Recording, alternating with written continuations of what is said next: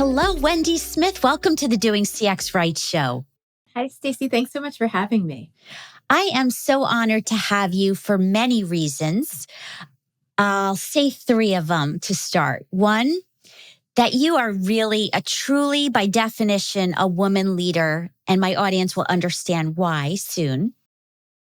Two, love the book that you have written and the subject matter, which is the basis of this talk today. And three, University of Delaware, go, go, go, because I have family members that go there right now. So happy to have you here today. Well, thank you for having me. It's such a pleasure to be here. So before we get into the meat of this topic, first of all, tell the audience, who are you? What do you do professionally? Well, I guess my title is professor. And so that means that I get to be a scholar and researcher. I get to be a teacher, now an book author. I get to engage with ideas. I love how you say I get to. And I want to pivot for 1 second on that, because a lot of times in life, people say, I have to, I need to. I am always saying, and a friend of mine taught me this, you get to wake up each day and you get to make those choices. Absolutely. Absolutely. I think that one of the privileges that many of us have is to think about what we have in front of us and how we can make it work for us as best as possible. And I am privileged to be able to do that in this role. And I think many of us have the opportunity to ask ourselves, what's the way that I can make the conditions that are around me work for me as best as possible? Absolutely. Why? Why did you choose this career path? Yeah, I love that question. My colleague Marianne Lewis and I often talk about the paradox of knowledge. The more you know you don't know. And I love that I get to be in a role where I'm constantly asking questions, curious, learning, and being able to bring ideas to people to help them learn. Because the more that I know, the more I know that I don't know. And I'm happy to be able to think through that question. That's fantastic. And I agree. We don't know a lot, but the key is to surround ourselves around people who can keep inspiring us and teaching us. So, I love that answer. What's one fact that people might not know about you? I'm a professor of leadership and I teach about leadership. And I think one of the reasons I got into leadership was because when I was in high school, I really started learning about leading, engaging with leadership in high school, in a high school youth group. And in fact, I was elected as the international president of that youth group when I was 18 or 19 years old. And for a long time, I never talked about that. But the more that I do work on leadership, certainly this idea of both and thinking and paradox, there's a direct line right back to that experience that I had as a teenager, learning about leadership, leading, and teaching about leadership. So let's talk about both and thinking. What does that mean? Yeah. So the starting place for both and thinking is to think about the kinds of challenges, dilemmas, issues, tensions, problems that we face in the world. So we're constantly navigating problems, and it's things as small as how do I manage my calendar and schedule for today, or as big as, what are the questions I'm going to ask about my career and my life going forward in our personal lives. And in our work worlds, it's questions in customer experience. It's how do I make sure that I am attentive to each individual customer while creating experiences more generally for a broader set of customers? Or how do I help customers, for example, think about, what do they need for today while thinking about what I think that they could possibly use or something different than they don't even know that they need. There's all these ongoing questions, tensions, and issues. And what we know from our research is that we tend to look at these kinds of issues and tensions as an either or. What are the opposing options? How do I think about the pro cons? How do I make a list and then choose between them? And in our work, what we find is that that kind of thinking, which is natural, which makes us feel better because we want to make a decision and move forward, that it is, as we say in the book, we say it's limited at best and detrimental at worst. And it's detrimental because it leaves us in this ongoing conflict between opposing ideas. Both and thinking invites us into thinking about what is underlying those dilemmas. We talk about it as the paradoxes, the interwoven opposites that we can accommodate simultaneously, that reinforce one another, that create synergies, so that we're not making the either or decision. We're living in the both and between these competing and opposing demands. What's an example? Yeah, so we can think about an example in our. The thing about both and thinking is that it applies across, in our personal lives and our individual decisions to our global problems. So in our individual life, we're constantly dealing with the either or of work and family. Where do we put our time and our energy? We're constantly dealing with the either or of how do I spend my time? Am I focused on performing and doing all the things that I do well, or learning something new? In our global world, we can think about the ongoing tensions, political polarization, climate change that are just filled with these kinds of tug of war tensions that show up. And, if I think about work and life, for example, the either or in that, and this was one that just came up, and we talked, you said early on, I study women and women's leadership, and I lead a women's leadership center. One of the greatest challenges that I found as I was early in my career and having my children was this ongoing, tug of war between, am I going to be at work? Am I going to be at home? When I'm at work, I feel like I'm being pulled toward home. When I'm at home, I feel like I'm being pulled toward work. I feel like I'm doing neither well. It's an issue that I think many of your female listeners and male listeners will understand. It's an issue for parents, but it's also an issue for people who aren't parents and who just feel this constant tug of war between our career ambitions and doing well in our career and the rest of our lives. And certainly, Stacy, we've seen the pandemic has only exacerbated, has intensified that kind of tension. I think that we do a lot of either oring in work life, for example. And if we shift our mindset, shift the questions we ask, shift how we think about those questions to how can we accommodate both work and the rest of our lives? And how can the work that we do inform and enable the rest of our lives? And how can the rest of our lives inform and enable our work and be more synergistic? It shifts the way we think about the problem and how we approach the solutions. So would you say the shift in this mindset is about not allowing us to go to extremes? Or should I say, the example that comes to my mind is we only have a certain amount of resources, people, money in a company. Yeah. And does a leader, the CEO, do they put more of their budget towards technology, more towards employee experience, more towards customer experience and satisfaction, right? So those choices are always being front and center. Yeah. Right. So how do you think about the both and in that situation? I love that question. To answer it, I'll tell you where I started on this journey was studying teams at IBM who were navigating this innovation question, which was, how do I innovate? How do I think about the future? And this was particularly around the time when we were shifting to cloud-based computing. So how do I move the technology to cloud-based computing, innovate, try new things so that I'm in front of this technological wave, and at the same time manage my existing customers and the existing experience and, millions, billions of dollars currently on the table. How do I live in that today and tomorrow?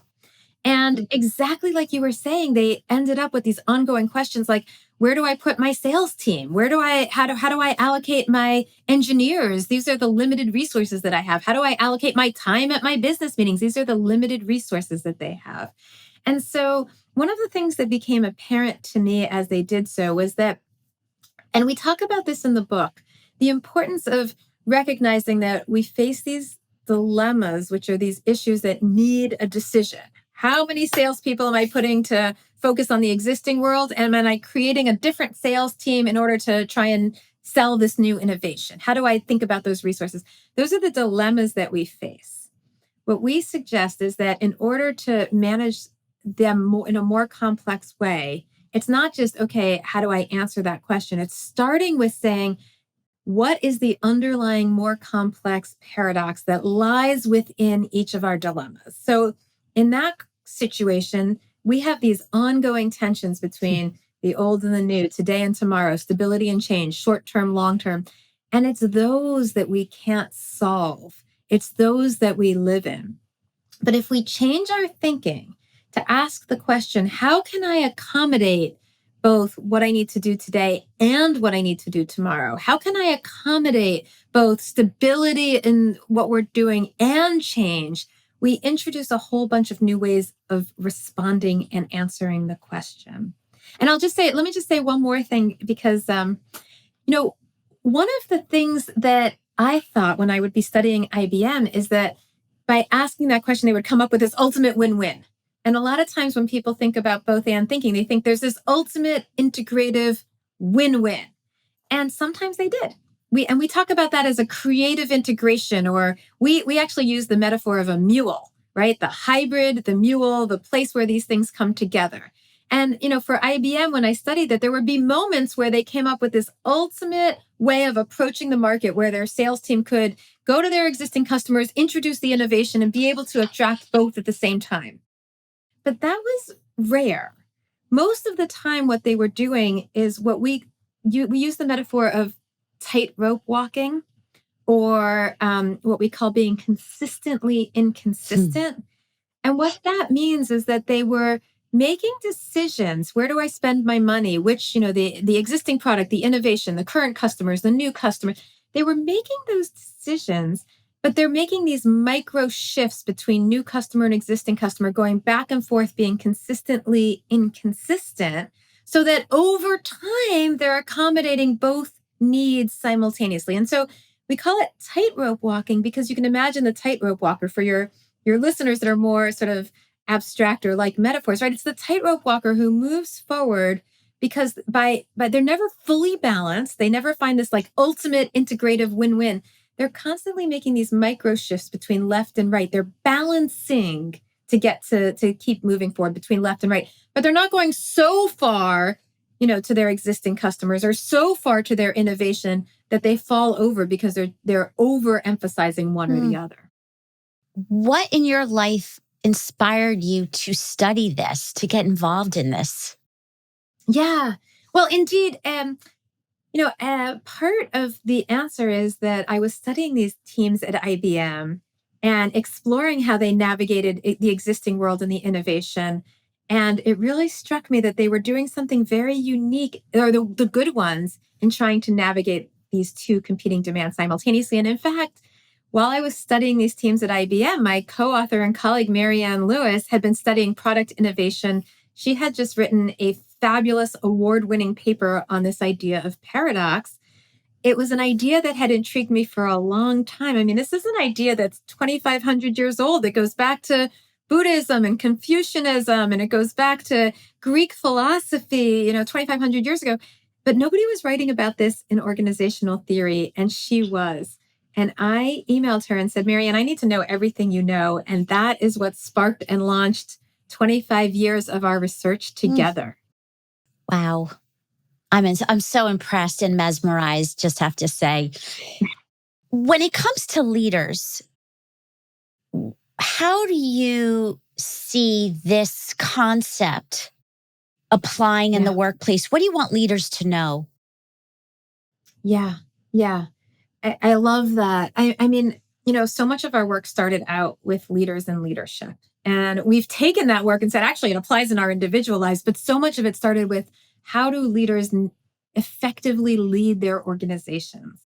And, we have an example in the book. We have Paul Pullman, who's an amazing leader, who was the CEO of Unilever and took this product development firm from falling apart in 2008, right at the time of the global economic collapse, to being the leader in sustainability, being able to double their profits while being one of the leaders in environmental and social, demand, social outcomes.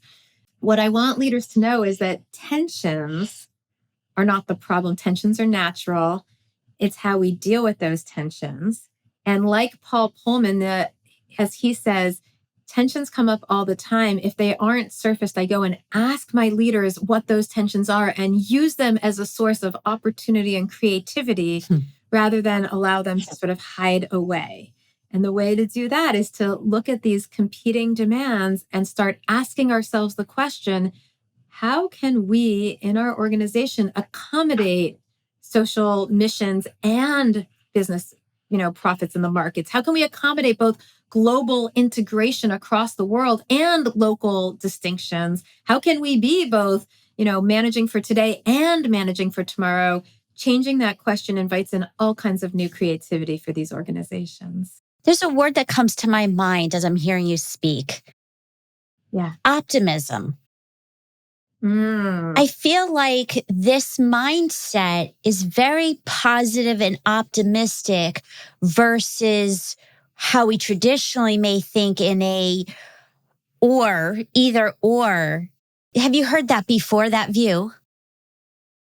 Well, I love that. Certainly, Marianne and I are very optimistic. We think that living in both and creates these energizing, virtuous cycles. And I don't want your listeners to walk away thinking that it's all rosy. One of the things that we talk about in the book is just how difficult living in paradox is. It's really uncomfortable. It's not easy. And we see this all the time with leaders that, being open to both and means that we're leaving questions open. We're listening to people with very opposing positions. We're recognizing and honoring conflict, and it's really uncomfortable. And one of the things that we are really clear about is that while there's great opportunity in both and thinking, and we've seen in our research that at the individual level. So I'll just say very quickly, there's great hope. So my research with our colleagues, my colleague Marianne Lewis, my co-author, and our colleagues Ella Marone-Spector and Josh Keller and Amy Ingram, what we find is that people that adopt paradox mindsets are better performers in their job. They're more satisfied with their job. Leaders that adopt both and mindsets are more effective in their work. And it's really uncomfortable. So as I was saying, one of the things that we're really clear about in the book is that in order to live in this both and, you've got to be able to find comfort in the discomfort. You've got to be able to deal with the uncertainty and the anxiety and the defensiveness and honor it, but not let it prevent you from thinking about new and possible possibilities, new possibilities. For my audience who are not only professionals, but parents. Yes. You working in academia, how does this come into play with students and then parents? What do you see with that? Yeah. Well, I am the parents of twins. It's my own little incubator of both and watching the two of them in relation to one another. They're now teenagers. I also have a 10-year-old. So I certainly see a lot of both and what it means to help our next generation grow up in a world where they can honor diverse perspectives while simultaneously being their own individual, honoring their own identities. And Stacy, one of the things that we've been talking a lot about, we being Marianne and I, in the work that we've been doing, is just how powerfully we're seeing either or thinking emerge in our world, in our politics and political polarization, and just how much us, them, and how detrimental that mindset has been to creating societies that are healthy and living in creative conflict, creative tensions, but rather in really bitter and detrimental tensions. And if I had one message for my kids and their generation, it's to learn to be open to opposing perspectives, and they don't have to agree, but be respectful and recognize that there are varied and different perspectives in the world that they can be open to and learn how to respect and listen to. That's beautiful. I'm going to have to play that for my young adults. Yeah. What you're describing when you say politics, I want people to also realize this isn't just government politics, but inside companies, different Yeah. places I've worked, that the leaders at the top, there's a lot of politics, there's a lot of conflict. And Yeah. boy, I really want them to read your book, because Yeah. having both and thinking would create a better culture too. Absolutely. I mean, just think about it. Look, for a company to run well, we have to be disciplined, financially disciplined. We have to have some rules, and we also have to be creative and innovative and open. Well, that's intention right there. And you see those tensions play out, for example, between whether it's your finance people and your R&D people. Well, both are really necessary for a sustainable company. So how do we open up and live into those different perspectives so that we could have creative discipline, so we can have boundaries and guardrails that enable us to be creative, so that we can respect these different approaches and they can work together? That's true across the company. And again, you know, part of being an employee in a company is to recognize that we should be, we should be passionate about what we bring to the table and look at the big picture and see what other people bring to the table. And part of being a leader in a company is creating the culture where we can all bring our different perspectives to the table and be able to work through them together. Do you find, both in the university experience you have and in the corporate world you've had, it's not easy to move a big boat?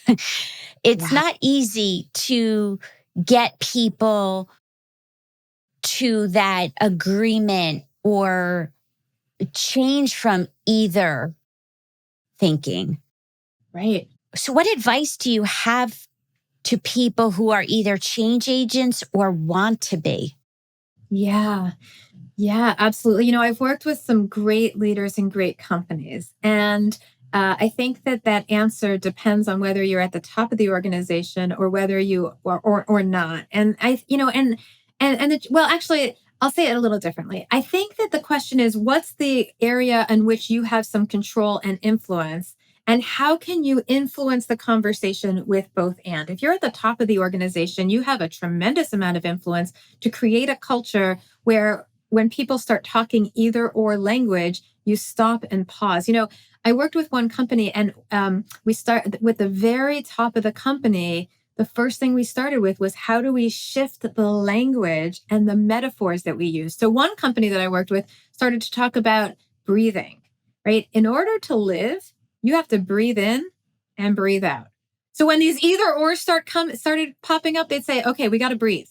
We've got to breathe in and breathe out. So let's start by listening to different perspectives, honoring these different perspectives, seeing how they're distinct. We talk about this as being able to separate them, and also find their connection. We talk about it as separating and connecting, finding their points of synergy. And at the top of the organization, you can start using the metaphors and the language to do that. And if you're in the organization, you can start using that language with your colleagues, with the people around you. Okay, so I hear you. You have a different opinion than me. I want to share my opinion. How do we come to a both and? I just had a colleague talk to me about having to do that the other day, where she was in conflict with a colleague of hers. It was an ongoing conflict. The first step was to say, hey, I want to come to a both and. We both have, and let's frame the integrative overarching vision to get there. I want to get there because we both believe in this integrative vision. Let me listen to your perspective. I'd like to share mine, and then let's figure out how to get there. And that just changes the whole conversation. Then the conversation that says, you've been saying this, I've been saying this, and where you're constantly in that ongoing fighting. Mm. Well, you're reminding that words matter tremendously. Absolutely. Yeah, absolutely. So, if I had a ton of CEOs and leaders of top brands in my room right now, what's your one takeaway you want them to remember? Change the question. Here's what I mean by that. We just said language matters. And we often cite a psychologist, Paul Wesselich. The problem is not the problem. The problem is how we think about the problem. And when people ask, well, how do I start both and thinking? We say you got to start by changing the question, right? So if you want to meditate and really get into a Zen state, the first thing you have to do is just focus on your breath. Like that, if you want to get into both and thinking, the first thing you have to do is change the question. That when we are confronted with these kinds of tensions, either ors, to hear the either or and start with shifting a question from should we do this or this? Should I engage this or this? To how can we accommodate this and this? How can we, for IBM, both engage, sustain our customers for today and innovate for tomorrow? How can we approach and enable the unique customer experience of this one customer and come up with a more global and, universal approach to customer integration? How could Unilever both think about being socially driven, mission driven, and double their profits? And as soon as we change the question, it recognizes or it invites us into thinking about the problem in a different way that introduces or invites us into alternative solutions. So change the question. That makes so much sense. And I think others are going to think about that, reflect that, and change their question. Final question for you. And I don't want it to end, but if you could go back in time to your younger 20-year-old self, what would you tell you now that you didn't know then? I love that. Stacy, I had said to you that when I was 18, 19, I was this international president. I was on top of the world. I thought I was and then I went to college. I went to Yale University and I got there and, as special as I thought I was, everybody was talented and special and unique. And I just fell significantly and started to ask about my worth and value and ability to be successful. If I were to go back and tell my 20-year-old self something, it would be to be able to live in that uncertainty and to know that you are exactly what you need to be and you're constantly changing, and to constantly to be open to that learning and be open to exactly who you are. One of my favorite lines is from a Greek philosopher from 2,500 years ago, by Heraclitus. And he's the one who said, no person ever steps in the same river twice, because the person's constantly changing and the river's constantly changing. Mm-hmm. And I think that it's really valuable to realize that amidst all the uncertainty that we experience in life, we're constantly changing, shifting, growing. If we can live into that uncertainty and be able to be adaptive and resilient and let go of the anxiety, the more creative that we are. And so that's what I would tell my 20-year-old self. And to bring it back to the beginning, be comfortable with the uncomfortable. And be comfortable with the discomfort. Absolutely. Absolutely. Well, I am so honored again to have you today. And in my show notes, I will link to your book, the website, and what is the best place to reach you if people want to learn more? Yeah, so they can go to bothandthinking.net and find out more about the book, and our contact information is there, and they can reach me through that. Well, again, thank you. I really appreciate you.